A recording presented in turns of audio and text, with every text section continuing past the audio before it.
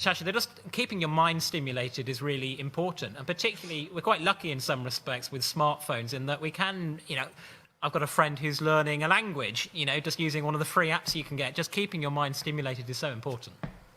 Yeah, no, it absolutely is, because a bored mind, in a way, it is almost the best environment for worries to, we talk about ruminating, and that means going over and over and over and something in our mind. So actually, distraction is incredibly important to stop us going down that unhelpful sort of cycle of thinking, which can happen. The other thing I would say is, whilst for some people they've really taken this self-isolation thing, they've really grabbed it and thought, great, I can do this, I can tidy cupboards, I can learn a new language. Actually, for other people, that they might not be motivated in quite the same way. And so setting unrealistic goals is not going to be helpful. So again, if you're not somebody who particularly thrives on that, or who would get excited about doing something like that, don't set that as a goal. Be realistic with your goals. They don't have to be life-changing. They don't have to be big goals. They can be quite simple ones, and whether that's learning how to cook something quite simple, or even just doing a simple routine every day of getting up, doing a bit of cleaning, doing the odd 10-minute bit of exercise or relaxation, whatever, they are as important. So we've got to remember that these goals don't have to be massive, life-changing things that we have to do while we're on lockdown. Natasha, thank you so much for joining us. And over the next few weeks, we will be featuring people in the Cotswolds who are making the most of this lockdown, and really with the aim of helping you to just really develop some routines and some things to do. We had Daisy, who was a gardener, from home last week, and we will continue to have people on the show over the next few weeks, just to try and keep your mind stimulated and try and ensure that your mental health is as good as it can possibly be. So Natasha, thank you so much for joining us, and look forward to hearing again from you soon. Thank you. Could I just add one more thing? Sorry, which I think is really important. Apologies. I said I would come back to social media. I think it's really important that people do limit their access to the news and social media, because that is certainly one thing, particularly if people are on their own, that can fuel any worries. So that will be something I would encourage people to build into their structure, is a limited use of watching the news and things. Natasha, on that very, very sound advice, thank you very much for joining us. Thank you very much. Thank you. Dr. Natasha Connor there. And it's really, really important you look after your mental health and just make sure that you're staying stimulated. We will ensure that we continue to keep you up to date with the support that is out there. We'll be doing that as a district council through these shows. But please make sure not just looking after your physical health, but also your mental health. That's really, really important. We're going to go to some questions now, and what we're going to do, we've had quite a lot of questions about the garden waste service and the waste service more generally. What we're going to do, we're going to hear from Councillor Andrew Doherty in about 5 or 10 minutes. He's got a pre-recorded update he's done, and he answers a few questions on there. What we'll then do after that, we will focus on questions about the garden waste and the waste service as a whole. At the minute, we're going to focus on the business grants and some of the other questions not related to waste. So, Mike, first one for you. This is from Jane Davies on Facebook. We are a very small family-run manufacturing company who have lost almost all of their customers as we supply the hospitality and automotive industry. I have tried to access grants, but I've been told that as my rateable value is above the threshold, we are not eligible. I have been trying for 2 years to get a rates review with no luck. We are struggling as we are both over retirement age, and as my husband is over 70, I'm having to shield him. Apart from ourselves, we have one full-time and one very part-time employee. We have furloughed both of them. There seems to have been no help for very small companies above the rates threshold. Is there anything I can do? I am reluctant to give in, as we've been manufacturing here in Bourton-on-the-Water for over 35 years. Really difficult one, Mike. Yeah, I feel for people like Jane running businesses like she is. I think the first thing I would say is, Jane, you may well have done this, but if other businesses in your situation go to the G1st LEP, They're there to advise businesses on what support is out there. I'm sure you've scoured across the government's website. Obviously, you mentioned about your rates valuation. If you think you have a case for that, then go to the valuation office and seek to get that adjusted. I think clearly if you find that there's, from all of those things, you can't find any support at all within the current structure, then I would recommend you to get in touch with our Member of Parliament and tell him about your situation and the fact that you don't feel that you're getting the support that you need to take you and your business through this crisis. Obviously, because he has potentially the ear of ministers and he can raise that on your behalf with government. Okay, we've got another question here from the Keeper's Arms in Quennington, I believe. And so, please can you tell us when our government grant will land? Paperwork has been completed. It obviously depends when you fill the paperwork in.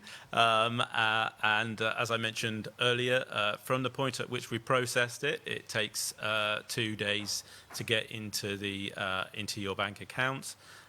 So in this example, if you would like to email revenues@cotswold.gov.uk and ask that specific question about your circumstances, or myself or Joe will pass it on to them. So yeah, we can't obviously answer about a specific case, but if you contact directly, I'm sure we'll get you the answer, and hoping it'll be very, very soon.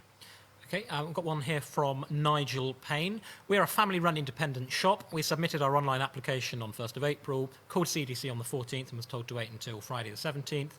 When we called, we were told that they're only answering phone calls and they're not, and these aren't the ones for processing payments. We received our final email on 15th of April confirming that our business grant application was being assessed and would be processed ASAP. Haven't heard anything since. Emailed again today. This was submitted on Monday, so yesterday, and told to wait until Friday, 24th. If no payment is received, we've been told to call or email on Monday, 27th of April, and potentially could be told to wait until Friday, 1st of May, having submitted our application electronically on the 1st of April. How is it fair that businesses who applied earlier still appear to be waiting for payment than those who have applied later? Fair question, I think. Yeah, I mean, lots of dates in there, which is quite hard to follow. But in essence, what I said earlier was, if you applied by Monday, Thursday, by April the 9th, the money, and there is no issue with your application, so we haven't come back and queried it, or we don't have any issue with your bank details, then the money should be in your account by Friday of this week. So that's what our officers, we've looked very carefully, and that's what we believe we can deliver. I think there were some questions around when people got paid. It will depend whether there were issues with all their forms, with their bank details. For some people, we already had the bank details, so we had all the information, so we were able to process those more quickly. And we've pushed as much money out as quickly as possible, which is what the government was asking us to do. So similarly, in that situation, if you want reassurance about the individual case, then the best thing to do is to write to revenues@cotswold.gov and you get an individual reply to that. But as I said, the team have worked flat out. They've worked all weekend to get as many of these payments through. And I said we've now got to over 1,850 will have been processed today, up to today. Yeah, and quite an operation as well, Mike. Yeah. In the space of 3 weeks, not only have the council had to sort of roll out new systems, but as well, a lot of people have been doing this from home in the comfort of their own home, which is really, really difficult for them. They have. And there's also the day job for these staff as well. We mustn't remember, yes, we prioritise getting this money out to businesses because we recognise how important it is. But obviously, those staff are normally responsible for administering benefits, council tax benefits, all the other things that they need to do, business rates reliefs as well. So, yeah, absolutely. It's a very busy time. As I said earlier, apologise for people if you've not received the money when you thought you were going to get it, but that's not for want of our officers working really hard to get it out to you. Thanks, Mike. Got a slightly different theme here. Fred Gardner on Facebook. I guess this is to me. It is in my ward. When will St Michael's Park be reopened in accordance with the government directive? Fred, I'm not sure. Cirencester Town Council are responsible for St Michael's Park, not the District Council. But what I will do as the ward member and as a member of the Town Council is I will get an update for you. And I'll get that to you offline and update you with that. But clearly, there are lots of shifting things from government. There seem to be announcements made every other day, don't they? And as councils, the things that relate to us to all councils, we need to make sure that we're responsive to. So I'll get that checked out for you, and we'll see what we can do. Another one from Leanne Launchbury, again on Facebook. Some councils have chosen to ban the use of sky lanterns. I think these are also known as, or used to be known as Chinese lanterns. Is this something that CDC would consider? Absolutely. We know that they're absolutely terrible for agriculture and just really environmentally very, very bad. On CDC land, they're not allowed, but it's worth saying that CDC doesn't have a lot of land. County Council, for example, have lots of farms, and they rent those out on long leases. The District Council, we have very little land, so it's not really an issue for us with people launching them from our land. So yes, I think we'd all agree that really bad for the environment. We don't want to see them being lit in the Cotswolds, and any land that we do have, we would not allow that. So no. Joe, that might be one for the Member of Parliament to take up, because it may be something that actually should be legislation coming out nationally that we won't allow those anymore. Absolutely. I think important to remember, Geoffrey Clifton Brown has his Q&A on a Friday at 3:30 live here from the Barn Theatre. It's a really good opportunity to raise that with him, and I have a weekly conference call with him, so I will make sure that is on the agenda for tomorrow. I think the next call is, so I'll make sure I raise that with him. This is one from Alex White on Facebook. I'm part of a very small company, and we pay for parking permits at the Beaches car park, just opposite here in Cirencester. We're all now working from home and not using them. I know that if I cancel them, I will not be able to get them again, as has happened in the past. Will they be suspended or extended, or will I just need to cancel them, and will I get all of my money back? Mike? Yeah, thanks, Joe. Alex, I don't know the answer to that question. I would need to talk to my cabinet colleague, Councillor Mark Harris, who leads on car parks, to get a detailed answer. I'm not sure it's whether it's something that's been considered by him and his team or not. So we'll have to come back to you with that one. Okay. Question here from Sue Wilson. Hi, Joe. Why, when the roads are so much quieter, are the large number of potholes not being filled? Potholes, the biggest issue. I certainly know when Mike and I were campaigning in elections, it was always the state of the roads and potholes coming up. I think it's fair to say, like any other sector, the Highways Department have to be really careful to maintain social distancing. I also know, a bit like our waste service, they're down many staff who are having to self-isolate, etc., etc. So it's probably not for the want of trying. I've seen crews out, and I know that there are crews out. I've seen them working, but it's one that I will look into for you. As I mentioned, Highways Department falls underneath the County Council with the District Council, but of course we want to answer as many questions as possible. So I will try and get you a written response, and we will try and see what the story is with Highways. And actually, a really good suggestion. It might be worth us getting somebody from Highways onto the show who can perhaps update us. So we'll take that into account, and we'll try and get somebody from Highways on the show in the next few weeks. A really good suggestion. Getting lots of questions in about waste. We are going to come to waste in a second. I'm just going to try and get a few that aren't related to waste. Do you know what? A lot of them are about waste. Here's what we're going to do. We are going to go to the pre-recorded update that Councillor Andrew Doherty did earlier. He's our Cabinet Member for Waste and Recycling.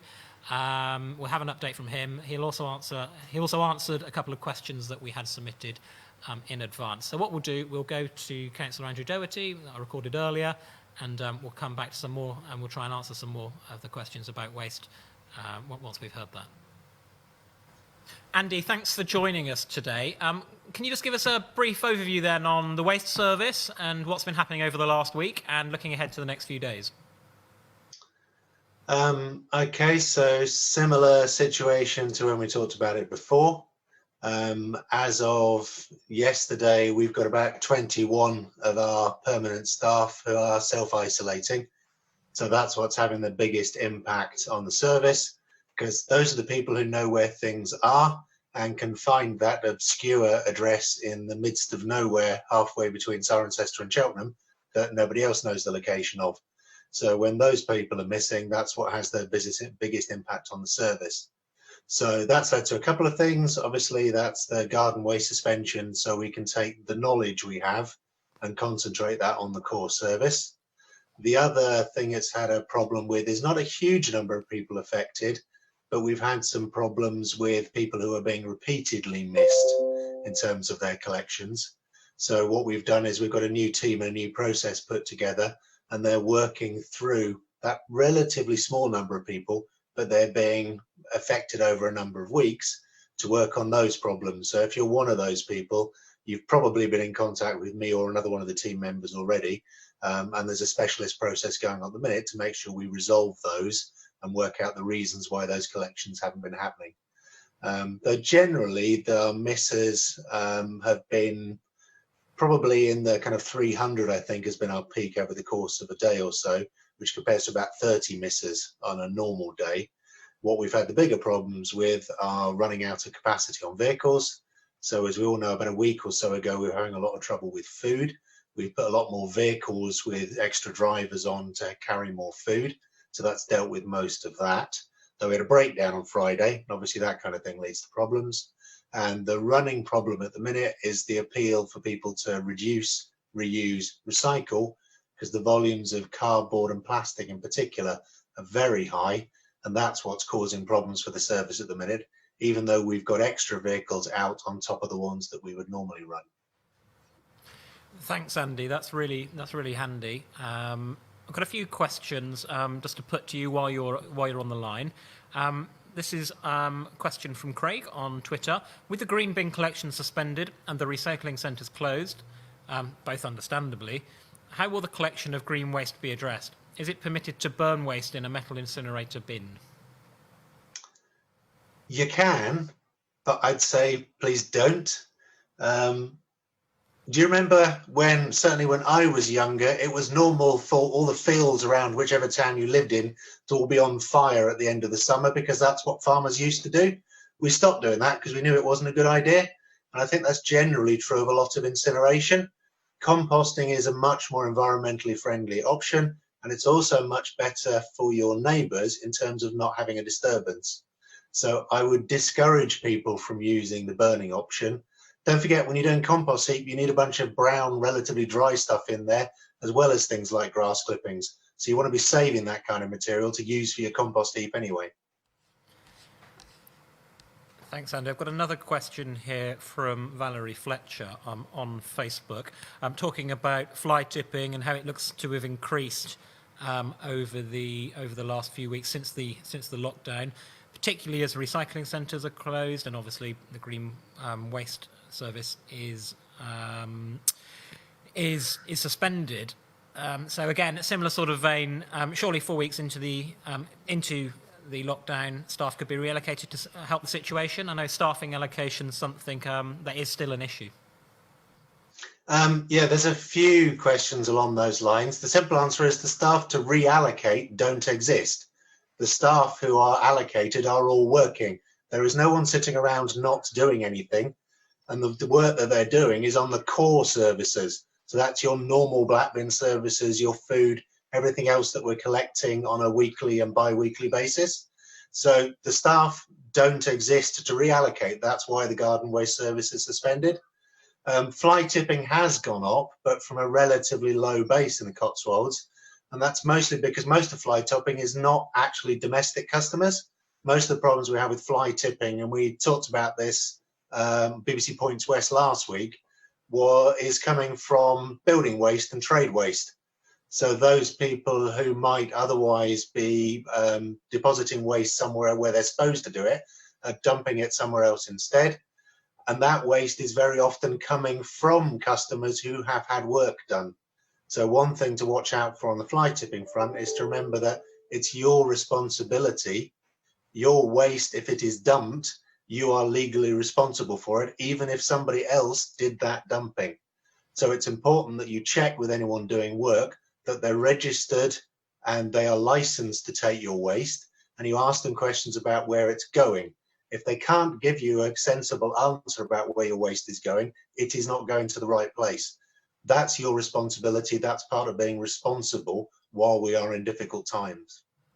Andy, just finally, a question that I know I've had emailed to me a few times over the past few weeks is that Clearly, we share the same contractor as West Oxfordshire District Council next door to us, and their garden waste service continues. Can you just tell us why theirs is continuing and ours is different when we have the same contractor?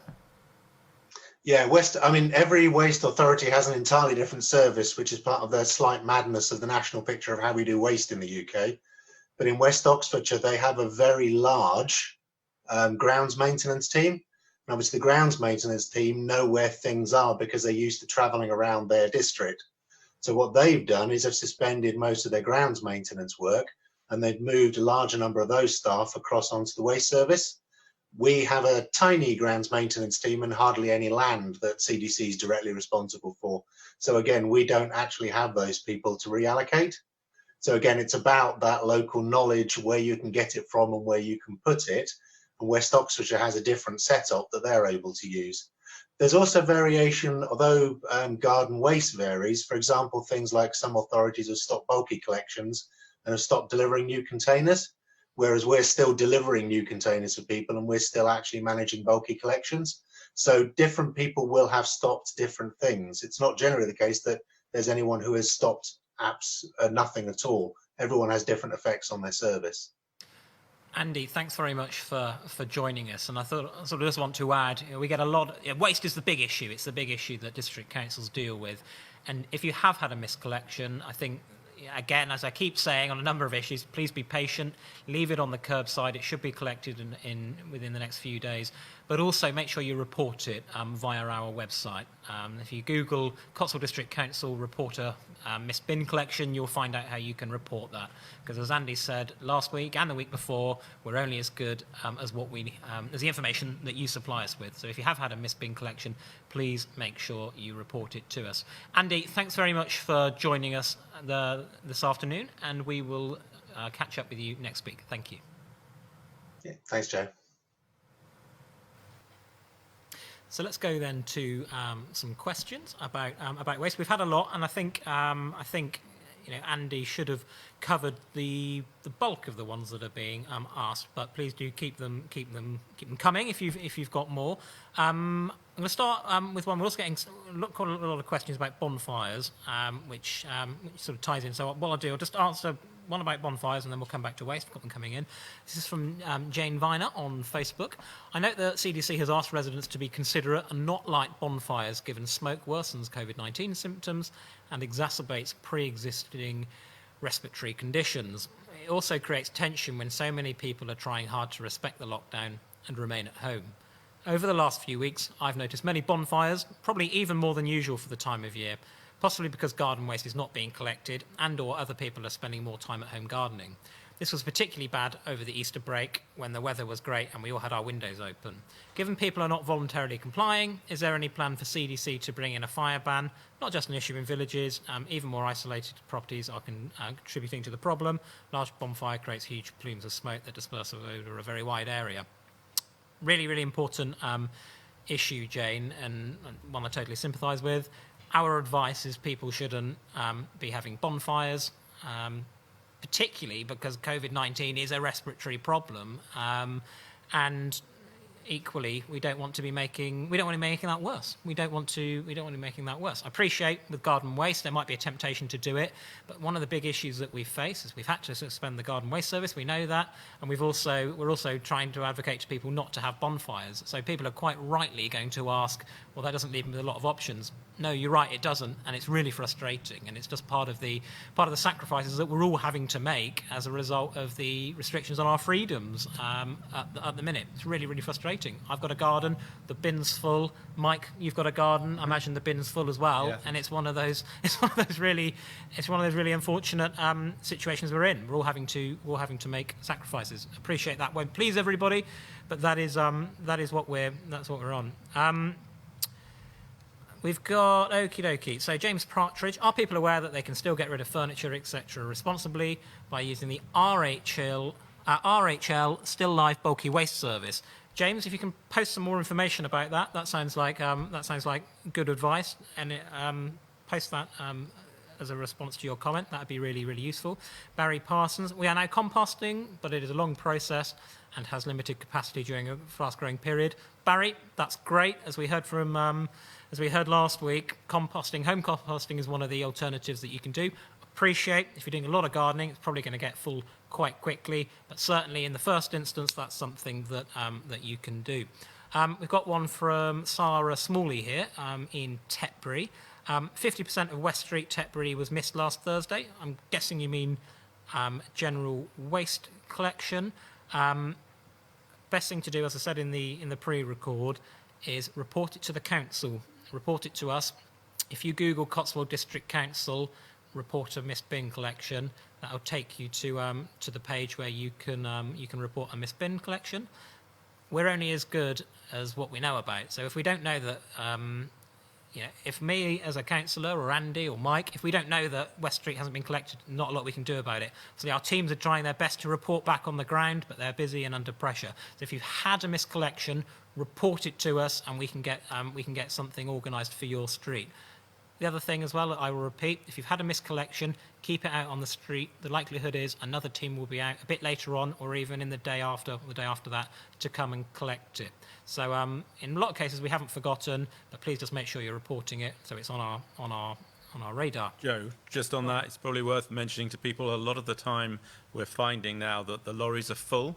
So they've basically reached their capacity, so they can't take any more on, so they have to finish halfway down the street, or they can't do over that particular village or that particular road. So in that case, obviously they're aware of it, but as Joe says, if it's reported, then it goes on the list and we make sure it gets picked up. But that's one of the reasons why Andy was talking about people trying to use less, reuse stuff, recycle, all of those things to reduce, so that actually we can get round everywhere. And that's been one of the big challenges, because we're all at home as well, and we're creating more waste because we're there. Okay, got one here from Rupert Firkins. Any chance a sticker could be put onto all the green bins that have been left out for collection, asking residents to take their green bin back in until collections restart? I guess we could, Rupert. That's one I'm sure Councillor Andrew Doherty's watching, so I'm sure he'll take that into consideration. I think we could, Joe, but I think the question would be putting a sticker on takes the time of the operative who's doing it, otherwise not emptying somebody's bin. And I think, the communications have gone out. People haven't had their bin collected for several weeks. I know it's gone out through parish councils in my area, I'm sure through the town councils and others. There probably aren't many people that don't realise that we're not collecting garden waste at the moment. What I understand is there might be people who think, well, it might restart this week, so I'll put it out. I think we will take that suggestion back for when we're about to restart, and we may well put the sticker on, the week before we restart to tell people. Absolutely. I'm going to go right back to you, Mike. Isn't it about time the council made a sensible comment about the green waste instead of just saying no date has been set? If other councils can reinstate them, why can't CDC? And that's from Mike Jelly on Facebook. Mike? I think it's sensible to say we can't provide that service at the moment, and I think Andy Doherty explained why we can't provide that service at the moment. We're about to, moving into a recovery phase as a council, and clearly we're going to look at how we could provide the service going forward. We don't have the answer to that at the minute, but certainly we're aware that people do want us the service back, and they're missing it. But we can only tell people things when we've got something to say. So we're aware that people would like the service to come back. So, Mike, on that point around recovery, because recovery is going to be key, and it's a bit ambiguous at the minute as to what that actually means. We've been looking at some figures this week, haven't we, around the council's finances? And I think in the interest of transparency, it's probably worth sharing those with the public about the financial challenge that we're likely to face. Do you want to just offer a comment on that? When I was on this programme 2 weeks ago, we had the earliest figures done then to suggest that the impact on the council's finances was a loss of £250,000 a month while the lockdown continues. We've now done more work on that, and it's looking at £520,000 a month, where that we are under our revenue income. that we would expect. And for the benefit of people watching, overall, our income to the council is just over £24 million. So it's £500,000 for every month that our car parks are shut, for example. The planning applications are down. Our leisure centres are shut. So all of those things are reducing the income into the council. So yes, absolutely, we as a council are looking at how we can recover out of this. I'm sure like all other organisations out there are doing this. How do we deal with the circumstances that the pandemic has caused, and how do we find our way out of it? And that's work that is underway now. Thanks, Mike. I've got a question here from Rosemary Andrews. Fascinating that all the people invited onto this show come from either an independent or Liberal Democratic or Green persuasion, as if no wards with Conservative councillors are doing anything. So much for us all being in this together and working together at this time of crisis.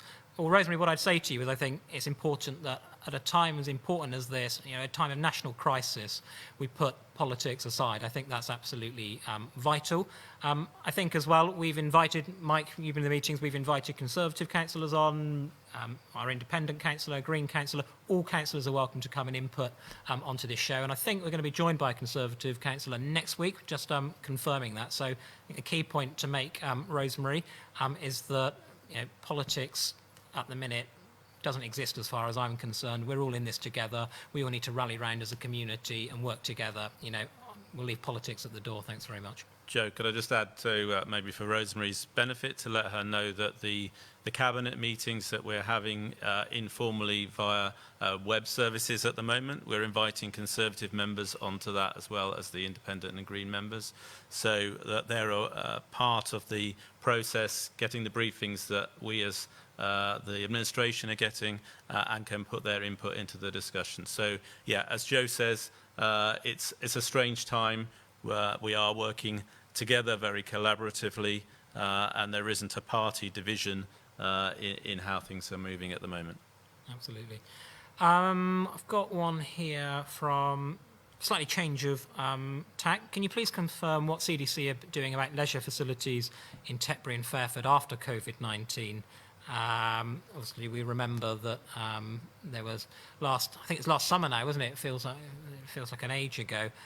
The leisure facilities there closed where the school decided they couldn't continue with them anymore. Sorry, Mike, I am looking at you. I'm sorry. You're looking at me, Joe. Yeah. I'm not aware of anything specifically that's happened in the intervening time with regards to that. Obviously, all of our other leisure centres are closed at the moment. Maybe that's one, as it's within Councillor Jenny Ford's portfolio, to ask her directly whether there has been any more recent discussions with the groups in Fairford and Tetbury, but I'm not aware of them. Yeah, I think the other thing to say is just before we went into the COVID-19 lockdown, we're in the advanced stages of developing a leisure strategy for the Cotswolds. That's going to be really important in the future, and probably more important after this COVID-19 pandemic. So the leisure strategy will look at what we're investing in terms of leisure facilities, in terms of health and well-being. So I think what I'd say in the short term is wait for that leisure strategy to come out, and also, as Mike has said, have a chat with Councillor Jenny Ford-Collin, who I know that I think you've had some correspondence with in the past. James Partridge, who was telling people about the RH Hill bulky waste service. For $14.99, you can still have residential white goods and furniture removed. So, James, I think we'll follow up with you on that, and that could be really useful. One from Rob Miller. As suggested by Mike Evemy earlier, I've just called CDC inquiring about our grant application submitted on the 30th of March. The short answer, our application is with accounts. This should have been paid. The suggestion was to call again on the 24th of this month. Mike, probably worth contacting you directly, I'd suggest, and maybe you can have a look into that. Yeah, if you'd like to. I mean, clearly, if you've spoken to the officer concerned, I would hope that they will be able to give you the answer that when your payment is expected to be made. Clearly, that's what I would expect them to give to me if I asked about it. Okey-dokey. Folks, I'm being told in my ear that we need to start wrapping things up. We'll be back again next week from 3:30 live on Cotswold District Council's Facebook page, the Barn Theatre's Facebook page, and indeed my Councillor page. So join us then. We're going to have a number of guests. We're going to be joined by a couple of representatives from Gloucestershire Police. They'll be giving us an update on what policing they're doing and really policing this quite extraordinary piece of legislation that has us all locked in our homes. And they'll also be taking questions and answers. Many questions that residents have asked have been around what you can do in the lockdown and what you can't do. And the police will be here to answer your questions on that. We'll have Andy Doherty back in the studio answering your questions about waste. We've had lots of them. We know it's the big issue. We want to ensure that as many questions as possible are answered. We're also going to be joined by a representative from the Cotswold Citizens Advice Bureau, hearing about the amazing work that they're doing in this really, really difficult time for residents across the Cotswolds. So thank you, folks. Again, our apologies once again for the issues around business grants. Please get in touch with us if you continue to have problems. Email me, joe.harris@cotswold.gov.uk. Email Mike, mike.evemy@cotswold.gov.uk, and we will do our best to follow up on any of your queries, comments or concerns. Thank you very much and see you next week.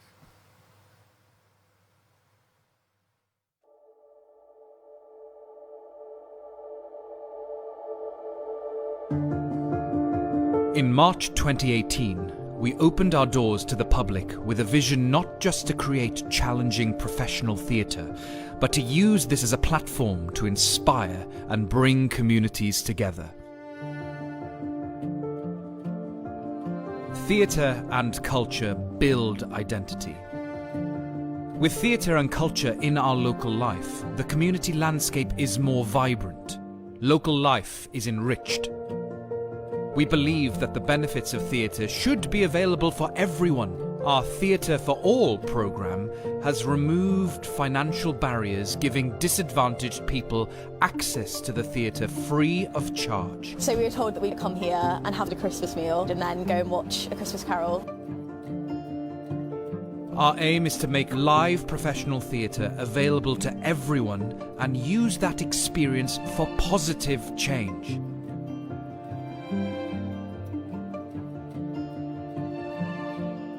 Theatre can be transformational in young lives. Our academy is now in its 4th year, and we continue to build on our vision of bringing the best performing arts tuition to the heart of the Cotswolds. We work hard to make our academy as inclusive and as accessible as possible. Discounts apply for parents with more than one child. Our bursaries help support talented children from less affluent backgrounds. The Academy creates a fun and challenging environment where children can build friendships and develop key skills not just for theatre, but for life. We are also able to provide real opportunities for students who wish to pursue careers in the arts. My name is Harry Apps. I am currently playing Marius in Les Miserables in the West End. Barn outreach and learning programs engage with thousands of people. Our free workshops support the drama curriculum in local schools. Singing and musical theatre workshops in community groups and care homes have helped address issues of isolation. Our Song for Cirencester project in aid of mental health charities brought our community together in an unprecedented way. We've collaborated with many charities in the region, including the Churn Project, to support individuals dealing with the barriers to finding work. Since working with you, my life's changed. It's given me some purpose, given me an interest, some confidence I was lacking prior to all this. The Barn Theatre played a pivotal role in the town's 2018 World War I centenary celebrations. Who could forget our record-breaking Human Poppy? Our live streaming work on the annual Advent Festival helped thousands engage and take part in Cirencester's Christmas festivities.